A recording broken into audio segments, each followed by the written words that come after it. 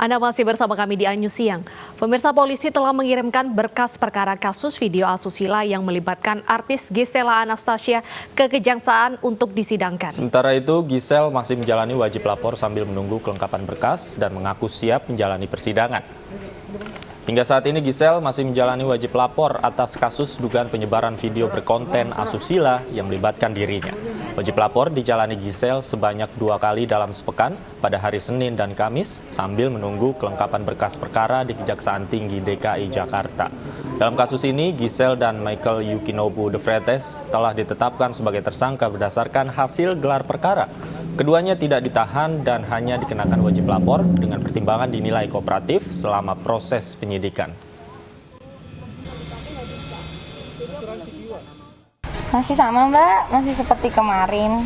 Datang tanda tangan kalau kita hadir gitu. Wajib lapor. Lapor aja. Kemarin katanya sempat tidak hadir juga ya. Mungkin kenapa? Pokoknya setiap Senin Kamis ya. Nah, cuman memang kalau ada kayak keperluan banget, kayak pekerjaan yang kayak kemarin mesti syuting ke Anyer, kita juga kasih surat, kasih permohonan pemberitahuan gitu. Selalu sudah berkoordinasi kok.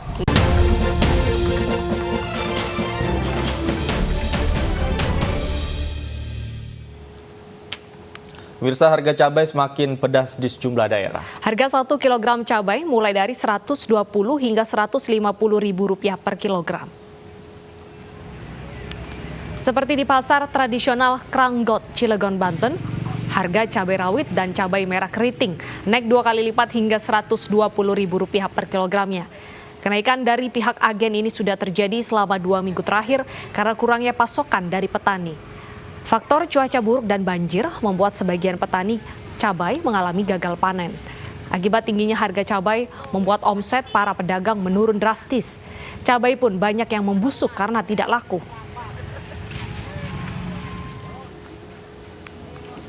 Harga cabai juga melambung tinggi di pasar tradisional Indrasari, Pangkalan Bun, Kota Waringin Barat, Kalimantan Tengah. Harga cabai rawit merah kini Rp130.000 per kilogramnya setelah sempat menembus di angka Rp160.000 per kilogram. Penurunan harga terjadi karena pasokan dari Pulau Jawa mulai masuk ke Pelabuhan Panglima Utar Kumai. Meski demikian, harga cabai rawit masih terbilang mahal karena saat normal harga cabai rawit berkisar Rp60 hingga Rp80.000 saja per kilogram. Sementara itu harga cabai hijau dan cabai keriting masih bertahan di angka Rp80.000 dan Rp60.000 per kilogramnya. Sementara di pasar tradisional Depok, Jawa Barat, harga cabai naik hingga 3 kali lipat. Cabai rawit merah yang biasanya dijual Rp50.000 per kilogram, kini dijual seharga Rp150.000 per kilogram. Harga cabai sudah merangkak naik sejak sebulan terakhir karena jumlah pasokan dari petani menipis akibat cuaca buruk. Daya beli masyarakat pun menurun sehingga pembeli mensiasati dengan membeli cabai hanya secukupnya saja. Sekarang 150, biasanya di bawah 100. Selain cabai rawit merah, apa lagi Bu yang mengalami? Bawang merah. Bawang merah ya. Untuk dari kenaikan ini penyebabnya apa Bu? Penyebabnya kata dia hujan. Oh, cuaca ya Bu? Iya, cuaca. Sejak kapan ini Bu? Udah seminggu. Jika harga cabai di sejumlah pasar di Indonesia naik, bagaimana dengan harganya di Jakarta? Langsung saja kita tanya kepada Fikirian di Pasar Palmerah. Fikirian, bagaimana harga cabai di Jakarta? Apakah ikut naik?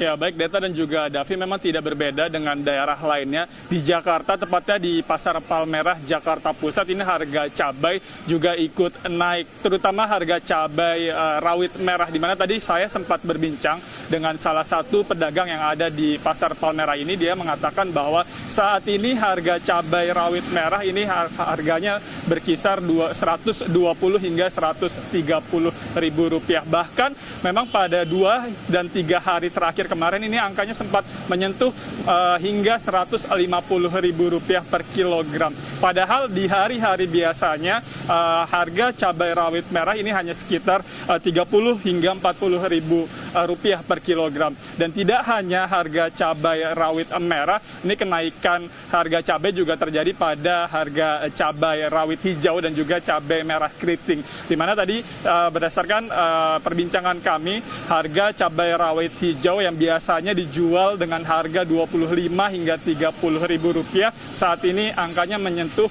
Rp65 hingga Rp70.000. Sementara untuk harga cabai merah keriting yang biasanya dijual dengan harga Rp25 dan Rp30.000 saat ini harganya mencapai Rp55.000 hingga Rp60.000. Dan berdasarkan keterangan dari para pedagang yang tadi kami temui, memang kenaikan harga cabai ini disebabkan sedikitnya pasokan yang didapat dari petani, di mana memang tidak semua petani di daerah dapat mengirimkan pasokan cabainya, namun hanya beberapa daerah saja yang masih mengirimkan, seperti daerah di Jawa Timur, baik Malang dan juga tadi di Jawa Tengah ada dari Muntilan, Magelang, Jawa Tengah. Dan memang dengan naiknya harga cabai ini tentu sangat meresahkan, tidak hanya bagi para pembeli namun juga bagi para pedagang itu sendiri. Mereka mengaku memang dengan naiknya harga cabai ini keuntungan yang didapat tentu lebih menurun dibandingkan dengan hari-hari biasanya. Dia Tadafi, kembali ke Anda. Baik, terima kasih Vicky Rian atas laporan Anda langsung dari Pasar Palmerah, Jakarta. Ini memang ibu-ibu terutamanya kalau masak ini harus mensiasati karena harganya juga tinggi. Pedagang bakso juga ini untuk sambelnya mungkin bisa dikurangin porsi sambelnya karena harga cabai sangat tinggi. Dan pemirsa, kita ke informasi selanjutnya. Kementerian Keuangan membebas tugaskan pegawai Direktorat Jenderal Pajak yang diduga terlibat kasus suap. Ini dilakukan untuk memudahkan proses penyidikan oleh Komisi Pemberantasan Korupsi. Oknum petugas Ditjen Pajak telah mengundurkan diri dan sedang diproses dari sisi administrasi aparatur sipil negara, sehingga tak berimbas negatif terhadap kinerja Ditjen Pajak. Menteri Keuangan bahkan menyebut dugaan suap yang melibatkan pegawai Ditjen Pajak jelas merupakan pengkhianatan. Sebelumnya, KPK menyatakan membuka penyidikan terkait kasus dugaan suap pajak di Ditjen Pajak Kementerian Keuangan.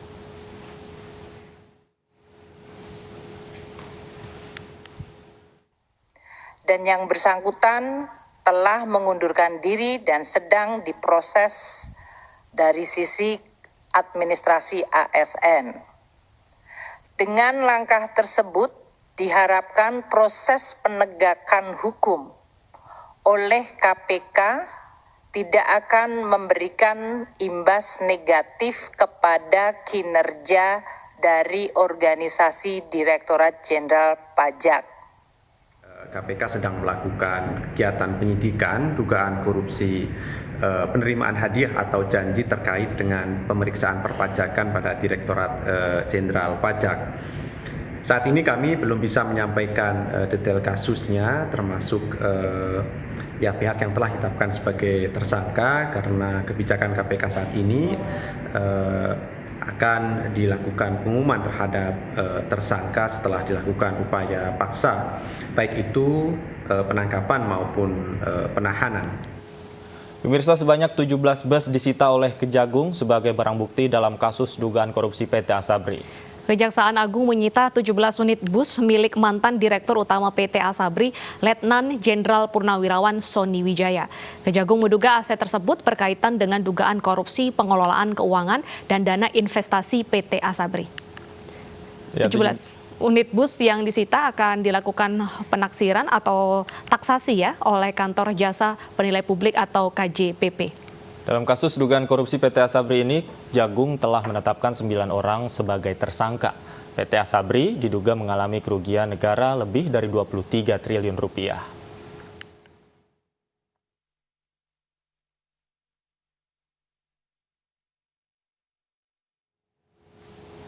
Pemerintah mengklaim keberhasilan program Kartu Prakerja sebagai salah satu solusi dalam menghadapi dampak ekonomi akibat pandemi COVID-19. Tidak hanya mampu meningkatkan kompetensi peserta program yang digagas Presiden Joko Widodo ini mampu menekan angka pengangguran di Indonesia. Keberhasilan program Kartu Prakerja telah divalidasi oleh Survei Angkatan Kerja Nasional atau Sakernas. yang dilakukan Badan Pusat Statistik atau BPS pada Agustus 2020. Mayoritas penerima kartu prakerja mengalami peningkatan keterampilan dan pengembangan kompetensi. Penerima kartu prakerja juga telah menggunakan dana insentif untuk membeli kebutuhan sehari-hari yang sesuai dengan penugasan sebagai program perlindungan sosial selama masa pandemi. Bahkan lebih dari sepertiga penerima kartu prakerja yang semula tidak bekerja berubah menjadi bekerja, baik sebagai karyawan maupun pelaku usaha. Pada tahun 2020, kartu prakerja sudah tersalur sesuai target kepada 5,5 juta penerima dari 11 gelombang pendaftaran, dan penerima ini terdistribusi secara merata dan secara proporsional di 514 kabupaten dan kota dari 34 provinsi di Indonesia. Melanjutkan kesuksesan di tahun 2020, pemerintah membuka program Kartu Prakerja Gelombang 12.